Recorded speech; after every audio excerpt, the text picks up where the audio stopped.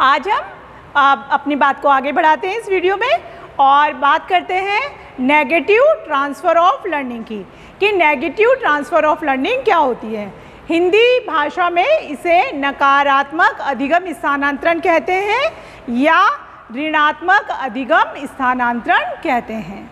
क्या होता है अधिगम, ये वाला जो ट्रांसफ़र ऑफ लर्निंग होती है वो क्या होता है, जब किसी विषय, क्षेत्र या परिस्थिति में सीखा गया ज्ञान, कौशल या आदतें किसी अन्य परिस्थिति में सीखे गए ज्ञान में, उसके क्षेत्र में, उसके कौशल में यदि बाधा उपस्थित करती है उसको सीखने में या उसकी सीखने की गति को कम कर देती है, तो हम उसे नेगेटिव ट्रांसफ़र ऑफ लर्निंग कहते हैं। देखिए मैं आपको व्हाइट बोर्ड पे ले जाती हूँ और व्हाइट बोर्ड के माध्यम से हम समझने का प्रयास करते हैं।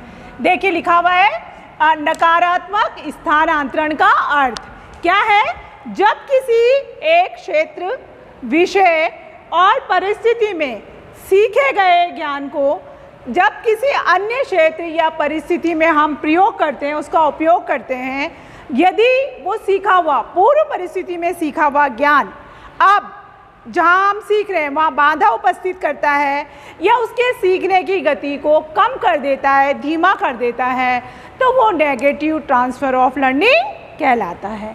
चलिए हम बात करते हैं उदाहरण की। ये तो बात की थी हमने meaning of the negative transfer of learning के अर्थ क्या होता है, इसको हमने कैसे समझा।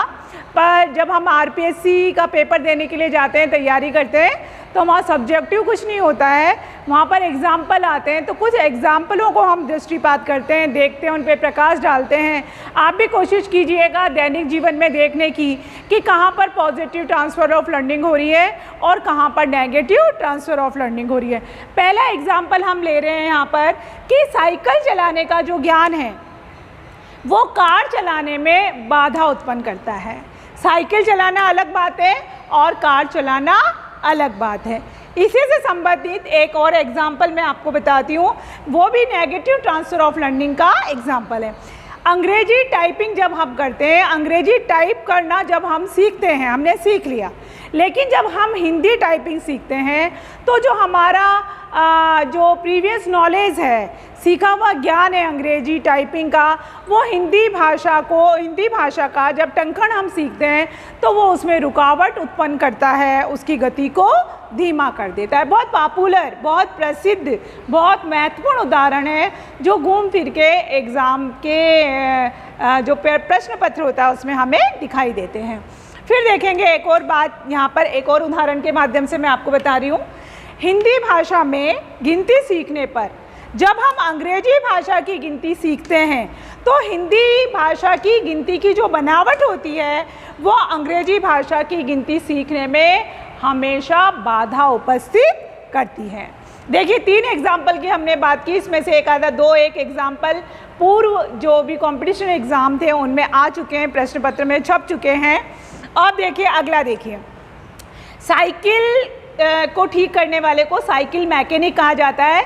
साइकिल मैकेनिक जो होता है वो स्कूटर, मतलब उसका ज्ञान है, वो साइकिल का पंचर बनाने में, साइकिल को ठीक करने में, साइकिल की मरम्मत करने में उसको महारत हासिल है, उसको ये कौशल प्राप्त है, मतलब वो इस काम में दक्ष है। लेकिन ये सीखा हुआ ज्ञान स्कूटर और मोटरसाइकिल चलाने की जब वो ज्ञान सीखता है तो उसमें रुकावट उत्पन्न करता है।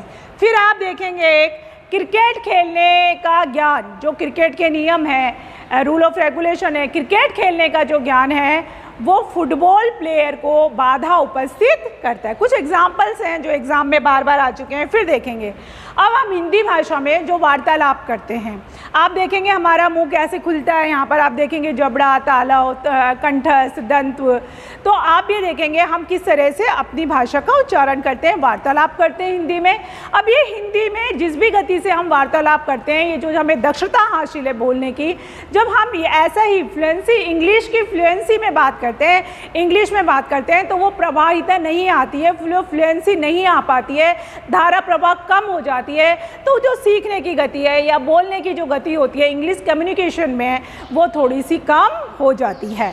हिंदी में तो हम बढ़िया बोलते हैं, जल्दी जल्दी बोल जाते हैं, लेकिन यहाँ पर देखेंगे, यहाँ पर विषय गंभीर हो जाता है, हम थोड़ा सा कम बोल पाते हैं या अधिक समय बोलने में लेते हैं। तो इस प्रकार अभी हमने 5-6 उदाहरण के माध्यम से, आप चाहें तो इसका स्क्रीनशॉट ले सकते हैं। अभी देखेंगे हमने 6 उदाहरण के माध्यम से हमने नेगेटिव ट्रांसफ़र ऑफ लर्निंग के बारे में बात की। आरपीएससी में क्वेश्चन आ चुका है और बार बार इन्हीं जो एग्जाम्पल्स हैं उनको दोहराया जाता है। मैं कोशिश करूँगी कि आगे भी कुछ उदाहरण मैं आपके सामने प्रस्तुत करूँ। जैसे एक मैं छोटा सा एक उदाहरण आपको एज ए होमवर्क देती हूँ इसमें, कि जो टेनिस का प्लेयर है वो अगर बैडमिंटन खेलेगा तो कैसी ट्रांसफ़र ऑफ लर्निंग होगी। टेनिस का प्लेयर टेनिस को खेलने का ज्ञान बैडमिंटन के खेलने के ज्ञान को dash dash dash, it means fill in the blanks, क्या कर देता है, बढ़ा देता है, उसकी गति को तेज़ कर देता है, धीमा कर देता है, या कोई प्रभाव नहीं डालता। तो इस क्वेश्चन का आंसर आप तैयार रखें, फिर अगले वीडियो में हम इस क्वेश्चन के आंसर को बताएंगे। आज हम बात कर रहे हैं जीरो ट्रांसफ़र ऑफ लर्निंग की। इससे पहले हमने बात की थी पॉजिटिव ट्रांसफ़र ऑफ लर्निंग की, फिर हमने बात की नेगेटिव ट्रांसफ़र ऑफ लर्निंग की, और अब मुख्य प्रकारों में तीसरे प्रकार पर आ गए हैं, जिसे इंग्लिश में बोलते हैं जीरो ट्रांसफ़र ऑफ लर्निंग और हिंदी में बोलते हैं शून्य अधिगम स्थानांतरण। तो शून्य अधिगम स्थानांतरण क्या होता है, इसके अर्थ को समझते हैं, फिर हम उदाहरण पर चलेंगे। इसका अर्थ है कि किसी भी क्षेत्र में सीखा हुआ ज्ञान जब किसी अन्य क्षेत्र में उसका उपयोग किया जाए तो ना तो वो उसमें बाधा उत्पन्न करे, ना उसमें उसको वो सहायता प्रदान करे। तो जब ऐसी वाली सिचुएशंस बन जाती हैं, ऐसी वाली कंडीशन बन जाती है, ऐसा एक प्लेटफॉर्म बन जाता है, तो हम उसे कहते हैं जीरो ट्रांसफ़र ऑफ लर्निंग। अब देखिए हम वाइट बोर्ड के माध्यम से लेते हैं। देखिए वाइट बोर्ड बंद कर दे अर्थ तो